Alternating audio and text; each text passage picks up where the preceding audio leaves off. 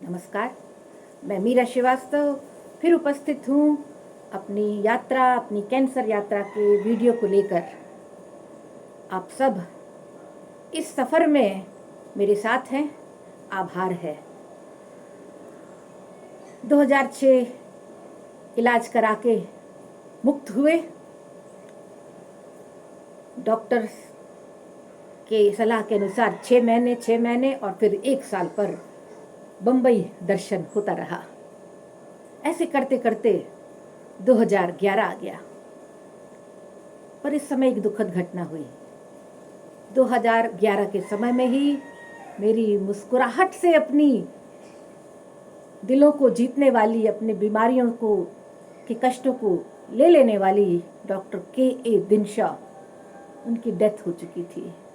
मेरे डॉक्टर अनूप कुरकरे की भी डेथ हो चुकी थी और दोनों की डेथ इस कैंसर से ही हुई।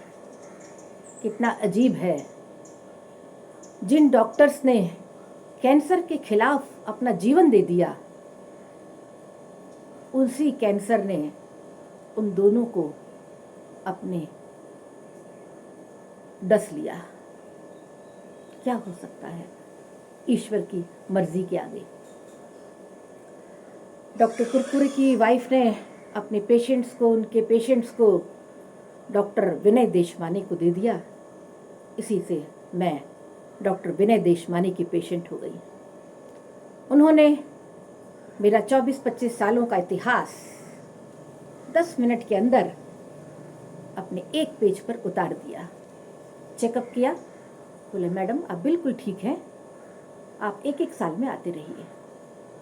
ठीक है, 1-1 साल का ये सफ़र, ये बम्बई दर्शन, सागर का दर्शन, शॉपिंग की बात होती रही और मैं चलती रही। कुछ साल में मुझे लगा कि बम्बई के इस डॉक्टर के पास बहुत मुश्किल से अपॉइंटमेंट मिलता है, तो क्यों ना मैं दिल्ली में दिखा दूं। मैं दिल्ली में डॉक्टर्स के पास गई। बड़े बड़े हॉस्पिटल्स थे, बड़े बड़े डॉक्टर थे। 2 साल वहाँ दिखाया, लेकिन मुझे जितना बम्बई पसंद आया उतना दिल्ली नहीं पसंद आया, गुड़गांव नहीं पसंद आया। मैं फिर डॉक्टर विनय देशमाने के पास पहुंची। उन्होंने फिर चेकअप किया। बोले मैडम एक बात बताइए, ये आपकी राइट साइड में ये छोटा सा पिन जो डला है, ये क्यों है? मैंने कहा, जब मेरे को दोबारा हुआ तो डॉक्टर्स ने मेरे से क्या क्या कहा, क्या क्या पूछा, मुझे ध्यान नहीं। मैं उस समय पूरे होशो हवास में नहीं थी, लेकिन कोई पिन पड़ी है, ये मुझे एक्सरे में पता चला। और मैंने डॉक्टर कुरकुरे से भी कहा कि अगर इसका अब यूज़ नहीं है तो इसे निकाल दें। तो उन्होंने कहा इसको पड़े रहने दीजिए, आपको कोई तकलीफ नहीं देगा ये। तो डॉक्टर विनय देशमाने बोले कि देखिए, मेरे हिसाब से आप मेरी पेशेंट हैं, तो मेरे हिसाब से तो 2 साल के अंदर निकल जाना चाहिए था, लेकिन इतने साल हो गए और ये अंदर है, तो ये आपको बड़ी परेशानी दे सकता है, इसलिए आप इसे निकलवा लीजिए। मैंने कहा इसे हम ग्वालियर में निकलवा लें? बोले हाँ ठीक है, निकलवा लीजिए। देखिए, हर बार में बम्बई न छोड़ के ग्वालियर जो हो सकता है वो होने की बात हम इसलिए करते कि बम्बई में हर चीज़ बहुत महंगी। तो अगर कोई काम ग्वालियर से चल सकता है तो नियत यही रहती थी कि ग्वालियर से हो जाए। ग्वालियर पहुँचे, 2-3 डॉक्टर्स को दिखाया। बोले पड़े रहने दीजिए मैडम, क्यों बेमतलब को शरीर में एक और परेशानी देना, वो पड़ी है, पड़े रहने दो। हमने साल भर फिर निकाल दिया। फिर पहुंचे डॉक्टर के पास। बोले मैडम आपने निकलवाया नहीं? मैंने कहा हमने ग्वालियर में भी सलाह ली थी, तो सबने कहा कि पड़े रहने दीजिए।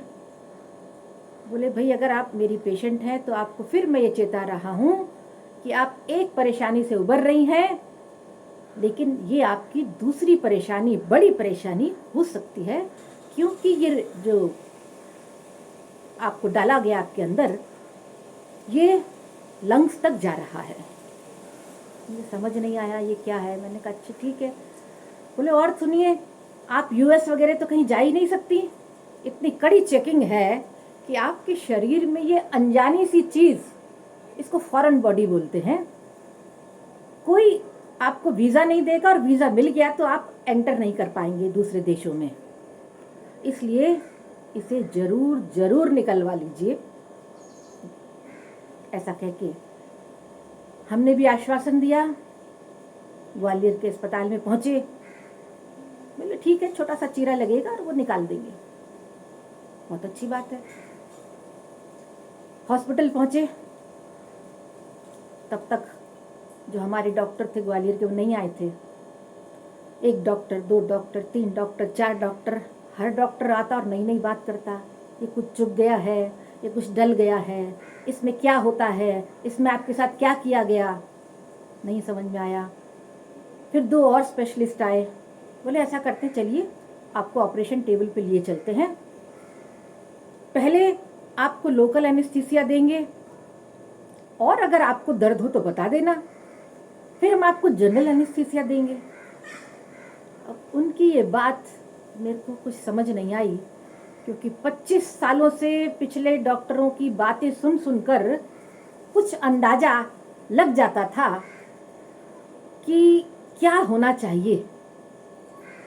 मैंने कहा कि डॉक्टर, जनरल एनेस्थीसिया के लिए तो हमें खाली पेट होना चाहिए। बोले हाँ बिल्कुल होना चाहिए। मैंने कहा लेकिन हमको कुछ ऐसी सलाह तो दी नहीं गई, तो मैं तो 2 पराठे खा के आ गई हूँ। बोले अरे अरे फिर कैसे होगा।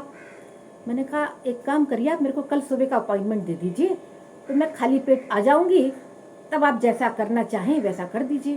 बोले हाँ ये ठीक है। मैं तुरंत ऑपरेशन टेबल से उतर कर भागी।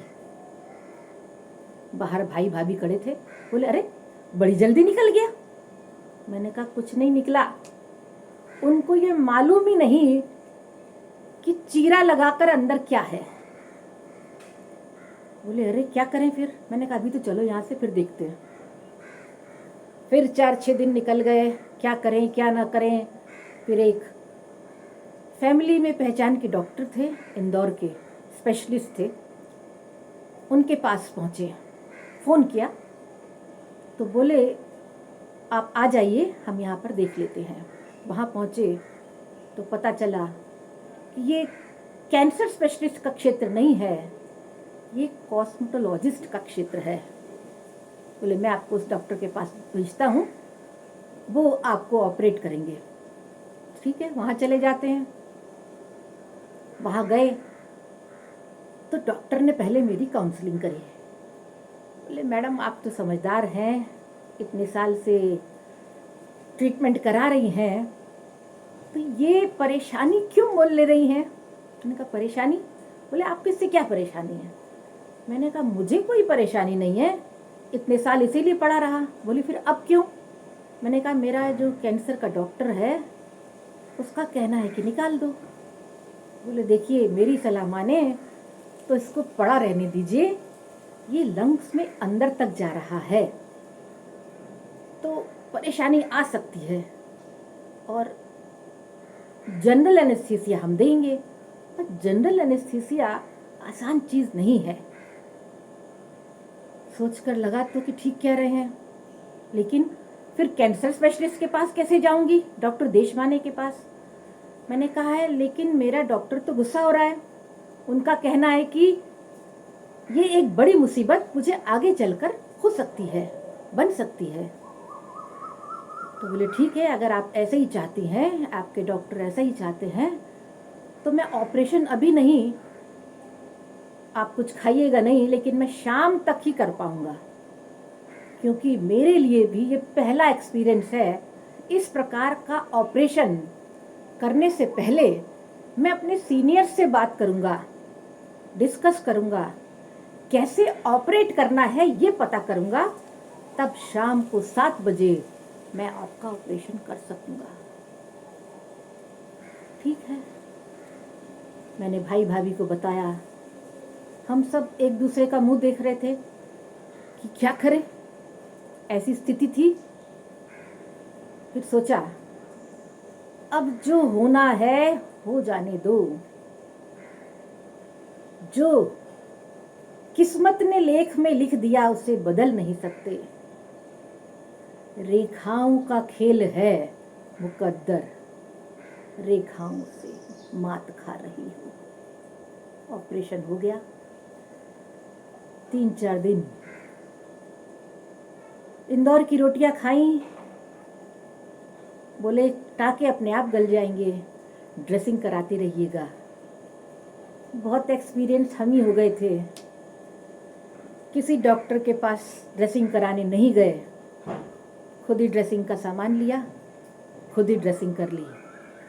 फिर चैन की सांस ली कि चलो अब तो 2-2 बार कैंसर हो गया, ये एक मुसीबत पाल रखी थी, ये भी निकल गई।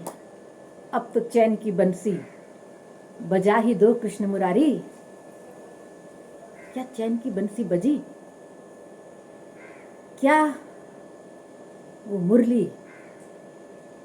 वो राग जो मुझे सुकून दे सके, मुझे शांति दे सके, मुझे चैन से जीना के मार्ग दे सके, क्या मुझे मिला?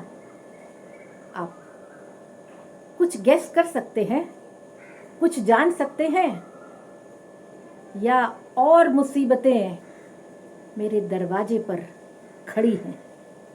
आइए अगले सफ़र में फिर मिलती हूँ।